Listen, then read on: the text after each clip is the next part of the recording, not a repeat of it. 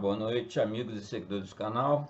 Bem-vindos a mais uma etapa da carreira do mestre Lovecraft. Mas antes de continuar no contexto aqui, eu queria pedir desculpas a vocês. Lá na Aviso à Comunidade apareceu que hoje nós teríamos narrador convidado, mas os dois nossos já famosos, narradores convidados, eles não puderam gravar por questões de agenda profissional deles lá e ficaram mais para frente, né, para algum conto mais adiante, né? Provavelmente o segundo Lovecraft a partir de hoje vai ser o Cão, The Hound. É praticamente certo que vai ser com eles.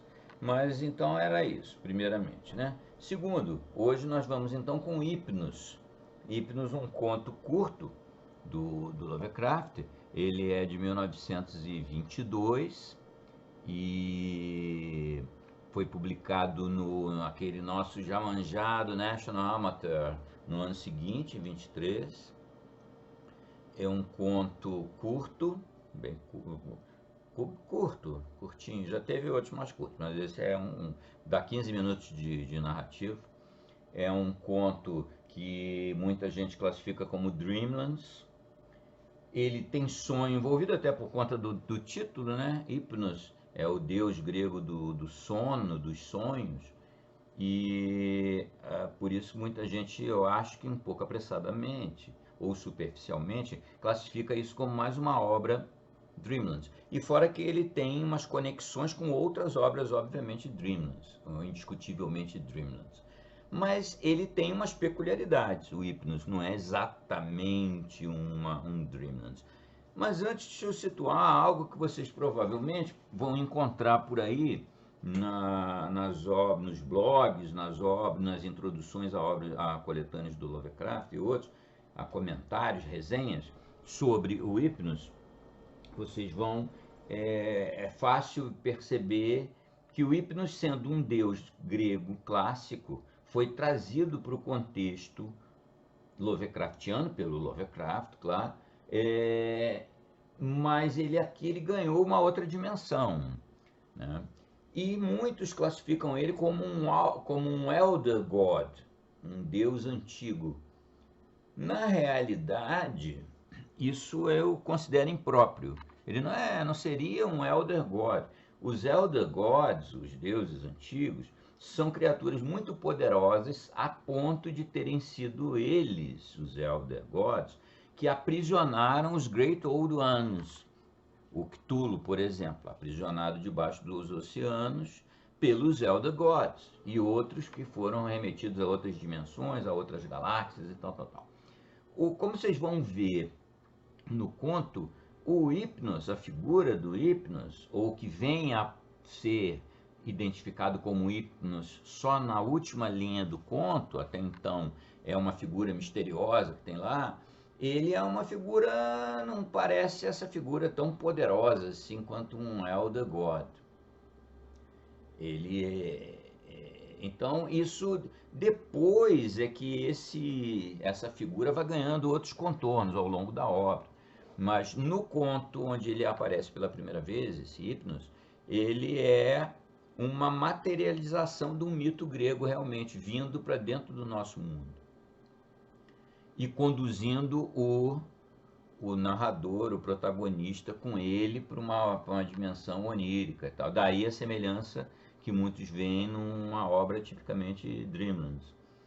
Então, esse é um aspecto a mencionar. Eu acho, outra diferença óbvia é que as obras Dreamlands, elas são quase totalmente passadas, né? Acontecem os eventos lá em Dreamlands, naqueles reinos, naquelas cidades e tal, e não é o caso do Hypnos. O Hypnos se passa na Inglaterra, no sul da Inglaterra, parte e em seguida se passa em Londres.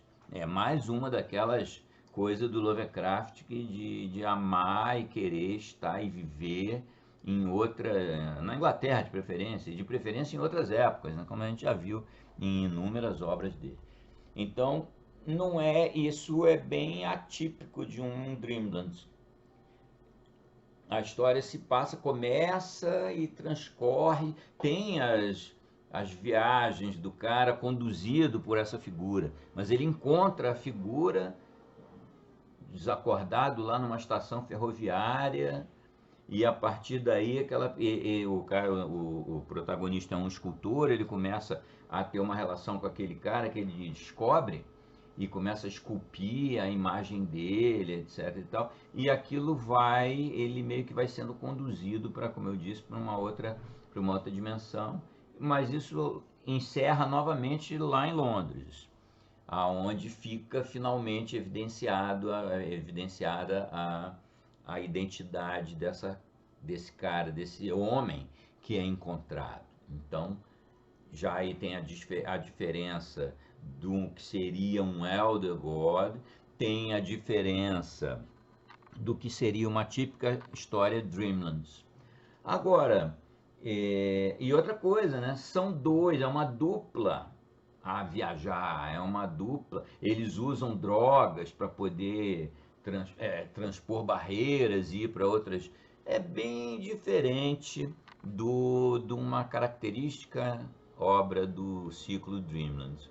Outra coisa interessante a mencionar é que essa obra aí, assim como outras, o Statement of Randolph Carter, né? E outra, Nyarlathotep, foi explicitamente pelo Lovecraft, foi dito, escrito, que essas obras foram inspiradas num amigo dele, o Samuel Loveman. Samuel Loveman, que ele tinha tido sonhos com esse Samuel Loveman, e aí então ele se inspirou nesses sonhos com o amigo para escrever as histórias, pelo menos essas três que eu lembro. É o depoimento de Randolph Carter, o Nyarlathotep e essa de hoje, o Hypnos. Né? Então isso é uma outra, isso é um fato. As conexões que podem existir, né? Não que nesse caso e no Dreamlands você tem conexões, pontas que se juntam, mas não é algo é bem característico do que seria um mundo dos sonhos, né? Não tem uma conexão assim muito amarrada, como no mito Cthulhu. No mito Cthulhu, o Lovecraft claramente vai colocando as pedrinhas pouco a pouco, vai montando aquele ambiente até chegar lá em 26 no Call of Cthulhu e em 36 lá naquele o Visitante das Trevas. Ele vai construindo o ambiente, vai dando detalhes, vão surgindo cultistas, divindades malignas, os Great Old Ones e assim sucessivamente. No caso do Dreamlands é muito mais solto do que isso. Mas existem as conexões, claro. Por exemplo, no Hypnos existe uma semelhança com o Polaris, né? Polaris e além do Muro dos Sonhos, que é a conexão com uma estrela distante. Lá no Polaris é a Polaris, né? E no caso do Hypnos é a Corona Borealis. É uma estrela que também tem aquela influência sobre os humanos de longe e tal. É uma similaridade, uma homologia, para ser exato. Tem gente que menciona, tem uma conexão com a árvore. Não tem na realidade conexão, na minha visão, não tem conexão nenhuma. Tem tem um fato que a árvore é passada na Grécia Antiga. A história acontece na Grécia Antiga. E no Hypnos, você tem uma vinda de uma divindade da Grécia clássica para o nosso mundo. Acabou a semelhança de um com o outro. É isso aí. Uma outra coisa que a gente pode fazer de conexão, de ver um link, é no Ex Oblivion. Tem o uso de drogas para você transcender. Isso acontece no Ex Oblivion e acontece aqui no Hypnos também.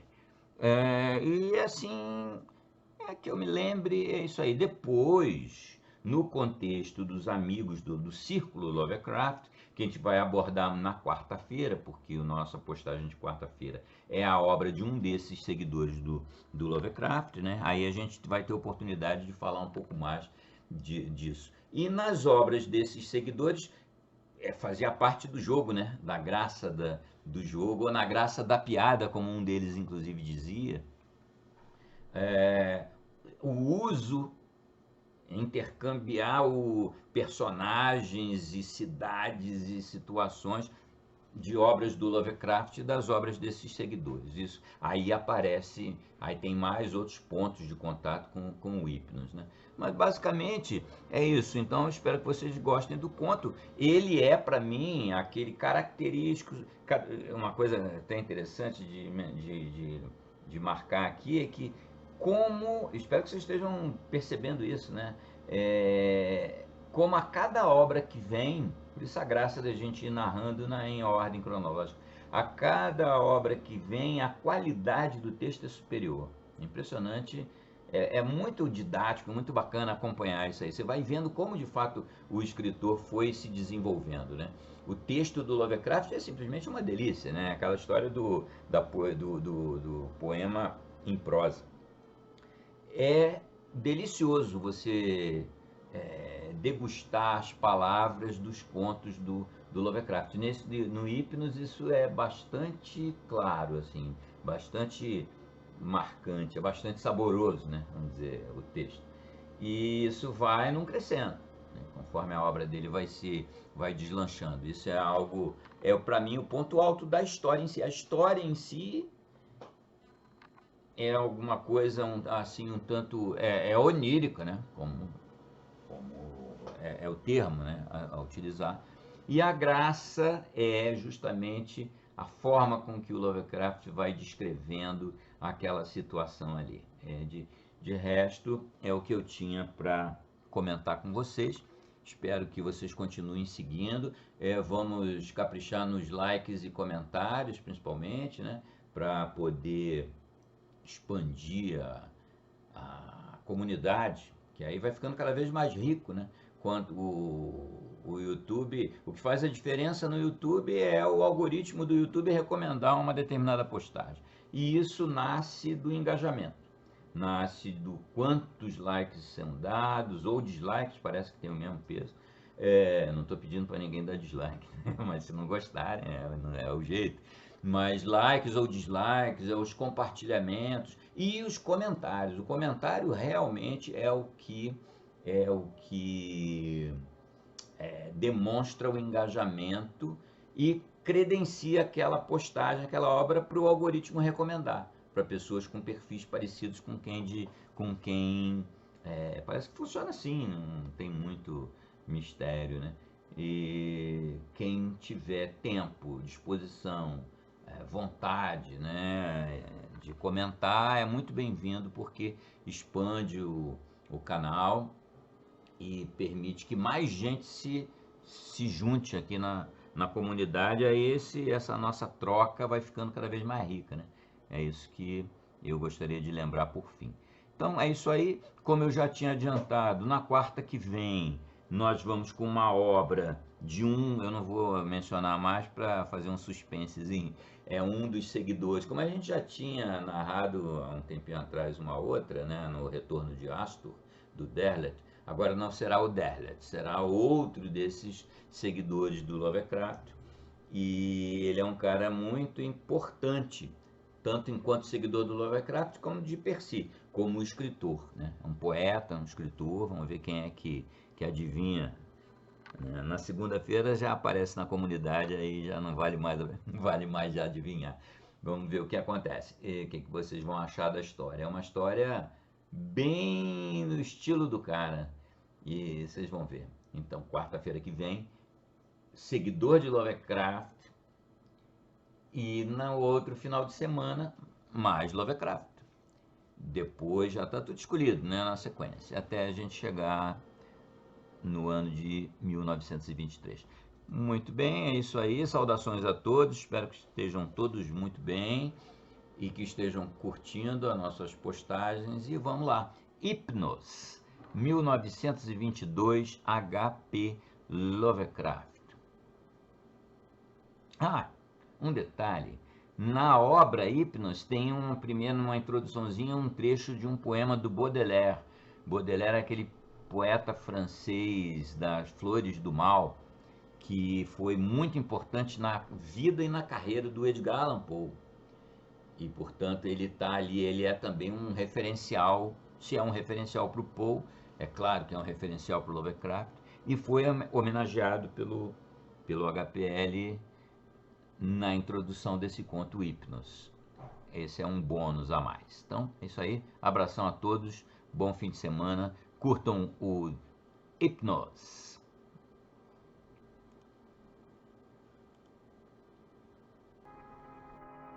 Hypnos, H.P. Lovecraft, escrito em março de 22 e publicado em maio de 23.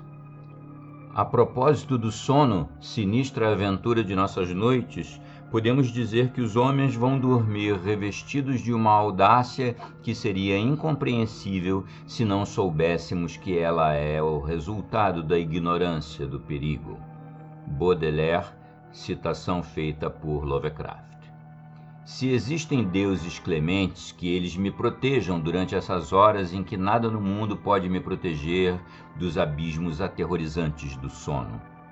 A morte é suave, pois que sem retorno, mas aquele que emerge das câmaras profundas da noite, atemorizado pelo que sabe, não encontrará jamais o descanso.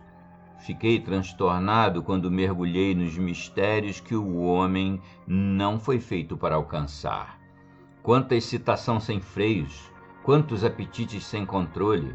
No que diz respeito a meu amigo, aquele que me conduziu, que foi mais longe do que eu e que foi levado embora por forças das quais até hoje eu temo o apelo, quanto ao meu amigo único, era um louco.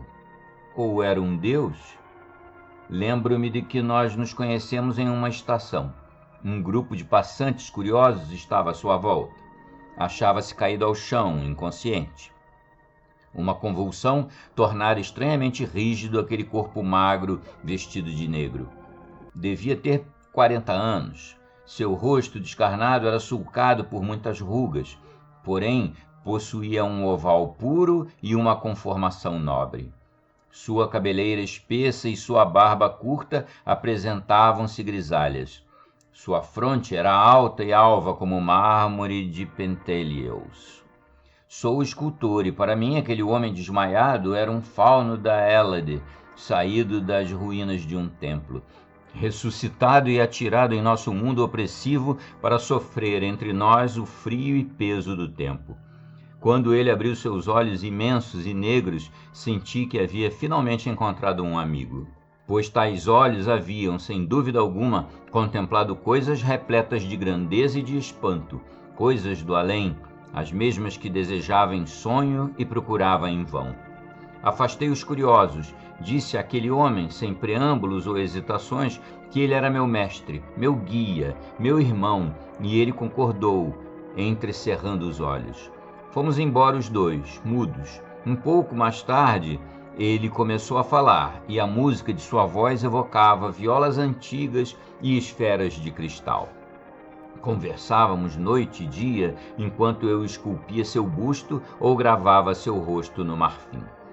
Não me é quase possível precisar a natureza de nossas pesquisas.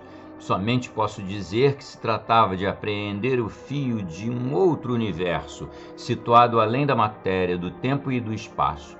Era somente no sono que suspeitávamos a existência desse fio, ou antes em alguns sonhos excepcionais. Sonhos de sonhos, ultra-sonhos, que permanecem ignorados da maior parte dos homens e surgem somente uma ou duas vezes ao longo de uma vida consagrada ao espírito. Os sábios interpretaram os sonhos, e os deuses zombaram.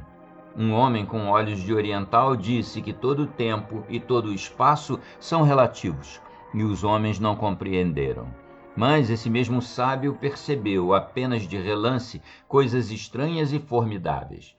Meu amigo e eu tentamos ir mais adiante. Com a ajuda de drogas exóticas, partimos à procura de visões terríveis e proibidas.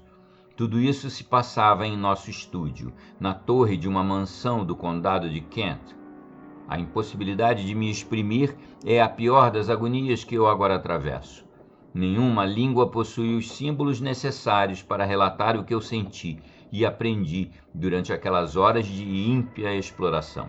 Do começo até o fim, nossas descobertas foram da ordem das sensações, mas sensações fora da escala da humanidade normal. No fundo de tudo isso havia elementos incríveis de tempo e de espaço, coisas sem existência separada ou definida. Como me exprimir? Mergulho lento, queda prolongada de um voo planado? Uma certa parte de nosso espírito rompia com tudo que é real e presente, seguia para abismos tenebrosos, boiava em uma substância desconcertante, decifrando algumas vezes certos obstáculos. Espécies de nuvens amorfas, vapores viscosos. Nesses voos negros e incorpóreos, algumas vezes nos separávamos, outras vezes nos juntávamos. Porém, mesmo estando juntos, meu amigo sempre estava muito adiante de mim. Adivinhava sua presença, apesar da ausência da forma, por uma espécie de memória figurada através da qual seu rosto aparecia envolto em uma luz dourada, incrivelmente jovem, com a fronte olímpica e os olhos fulgurantes. Nós não tomávamos notas e não datávamos nossas experiências, pois o tempo tornara-se para nós simples ilusão. Provavelmente fenômenos estranhos aconteceram, pois eu lembro que chegamos a nos perguntar por que não envelhecíamos mais. Nossas conversações eram cheias de ambições que se assemelhavam a blasfêmias. Um dia meu amigo escreveu um desejo que ele não ousava proferir. Após queimar o papel, olhei através da janela, com temor, o céu noturno repleto de estrelas. Ele queria dominar o universo visível e muito além. Um dia a Terra e as estrelas se deslocariam sob seu comando. Um dia ele controlaria o destino de todas as coisas vivas. Afirmo e juro, jamais compartilhei essas aspirações extremas, e se meu amigo disse ou escreveu o contrário, ele se enganou. Chegou um dia em que forças, seres vindos de espaços desconhecidos, fizeram-no rodopiar em um vazio sem limites, além do pensamento, além de todas as entidades. Dessa vez passamos rapidamente através de obstáculos viscosos, e logo senti que éramos conduzidos para domínios infinitamente longínquos. Meu amigo estava muito adiante de mim nesse estranho mergulho no indizível, no obscuro e no virgem. Eu percebia uma exaltação sinistra na imagem lembrança de seu semblante tão jovem e luminoso. De repente, esta imagem apagou-se, e eu perdi o contato e fui projetado contra um obstáculo intransponível. Nuvem amorfa como as demais, porém mais densa, espécie de massa adesiva, se assim posso exprimir, daquele domínio estranho à matéria. A luta me despertou e abri os olhos que se pousaram nas paredes de nosso estúdio. Em um canto estava estendido meu amigo sonhador, altivo e belo sob a luz verde e dourada que vinha da lua. Ele moveu-se. Queiram os céus poupar-me de ouvir uma segunda vez o que então eu ouvi. Ele gritou, e seus olhos negros que o medo enlouquecia banhavam-se no inferno. Desmaiei e foi ele quem mais tarde me ajudou a recobrar a consciência quando teve necessidade de alguém que o ajudasse a afastar de sua alma o horror e a desolação. Foi o fim de nossas pesquisas voluntárias nas cavernas do sonho. Exausto, tremendo e grave, meu amigo que atravessara a barreira disse-me que não deveríamos nunca mais tentar penetrar no além. Ele não ousava descrever o que tinha visto. Dali em diante, disse-me ainda, deveríamos dormir o menos possível, permanecer acordados, custasse o que custasse. Ele, sem dúvida, tinha razão, pois, com efeito, uma espécie de pânico apoderava-se de mim desde que o sono chegava, a partir do momento em que minha consciência se afrouxara. Mas como seria possível deixar de dormir? Após cada sono breve e inevitável, eu me sentia envelhecido e meu amigo muito mais. Em seu rosto, que eu tanto admirara, as rugas se multiplicaram a cada minuto que passava. Era terrível, horrendo. Mudamos de vida. Até o momento, meu amigo, que não me contara jamais nem seu nome, nem suas origens, tinha vivido como recluso. E, de repente, não podia mais ficar sozinho, ainda que fosse na minha simples companhia. Era necessário ter à sua volta um grupo de pessoas numeroso e feliz. Pusemo-nos a frequentar os lugares onde a juventude se reunia. e lá nossa aparência e nossa idade provocava sarcasmos. A partir do momento em que as estrelas começavam a brilhar, o medo se apoderava dele e ele lançava olhares inquietos em direção ao céu. Nem sempre fixava o mesmo ponto. No inverno, era a direção ao nordeste. No verão, quase acima de nossas cabeças. No outono, voltava-se para noroeste. E, no nascer do dia, era sempre para o leste. Ao cabo de 2 anos pude compreender que aquele ponto mutável de onde lhe vinha tanta angústia correspondia à constelação Corona Borealis. Agora tínhamos um estúdio em Londres. Não nos separávamos nunca e nunca mais evocávamos as coisas antigas. Os excitantes que consumíamos para nos manter despertos, uma certa dissolução, a tensão nervosa, tudo isso nos havia consumido. Meu amigo tinha mais cabelos e sua barba encanecera. Quase havíamos vencido o sono. 1 hora, 2 horas no máximo a cada dia. Chegou o mês de janeiro trazendo brumas e uma chuva gelada. Nós não tínhamos mais dinheiro para comprar excitantes. Eu não esculpia mais e nós sofríamos muito. Certa noite, meu amigo, esgotado, mergulhou em sono profundo do que eu não consegui tirá-lo. Lembro-me de tudo. Nosso triste sótão mergulhado na escuridão, os telhados lavados pela chuva, o tic-tic do pequeno relógio de parede, os rangidos da persiana e, ao longe, o rumor da cidade abafado pela neblina. Acima de tudo, aquela respiração que parecia ritmar os esforços, as angústias de um espírito em viagem em direção às feras proibidas, terrivelmente longínquas. Um relógio bateu as horas em algum lugar.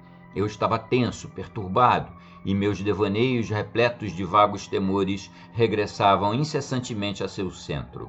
O tempo, o espaço, o infinito. Muito além dos tetos, da neblina e da chuva, nos obscuros desertos do cosmo, Corona Borealis surgia a noroeste. Aquela mesma Corona Borealis que meu amigo parecera temer tanto e cujo semicírculo de estrelas devia cintilar, invisível a nossos olhos, através de abismos intransponíveis. Subitamente minhas orelhas febris foram atingidas por outro som, por um ronronar baixo e insistente, o eco de um clamor monótono e zombeteiro, um apelo que emanava de outros mundos, de muito longe, do Nordeste. Mas não foi aquele rumor sideral que marcou para sempre minha alma, imprimindo nela um terror insondável e me fez soltar tais gritos que os vizinhos e a polícia acorreram para arrombar a porta. Não foi aquilo que eu ouvi, e sim o que vi, pois naquele quarto escuro um facho de luz dourada e vermelha, uma luz fria, atravessou as trevas sem dispersá-las.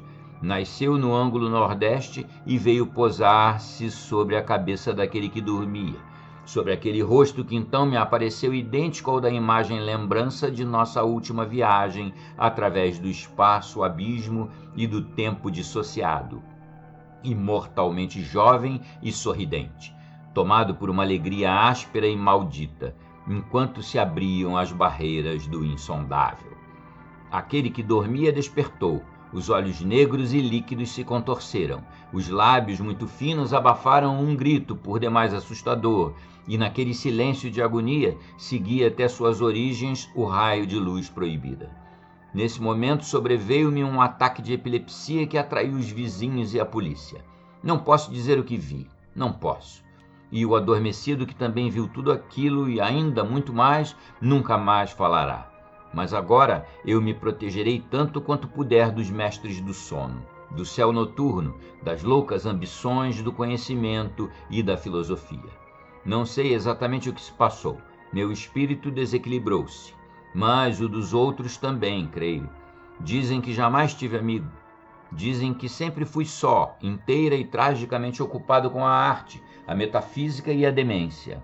Não tiveram uma palavra de piedade para com meu amigo, paralisado para sempre, imobilizado para sempre em seu canto. Mas o que eles encontraram no divã deixou-os maravilhados, ao que parece. Puseram-se a entoar louvores em meu favor, deram-me uma glória que não compreendo, uma reputação que pouco me importa no fundo do meu desespero, enquanto permaneço sentado horas e horas, dias e dias, calvo, a barba grisalha, encolhido, paralisado, alquebrado e adorando o objeto que encontraram. Eles também olham estáticos esta coisa fria que o facho de luz zumbidora me deixou. É tudo o que resta de meu amigo. Trata-se de uma cabeça de mármore maravilhosa, olímpica, de uma juventude e de uma perfeição fora do tempo, e coroada de papoulas. Dizem que este rosto é o mesmo que eu tinha aos 25 anos. Mas no pedestal, um único nome acha-se gravado em letras de traços áticos. Hypnos. Fim.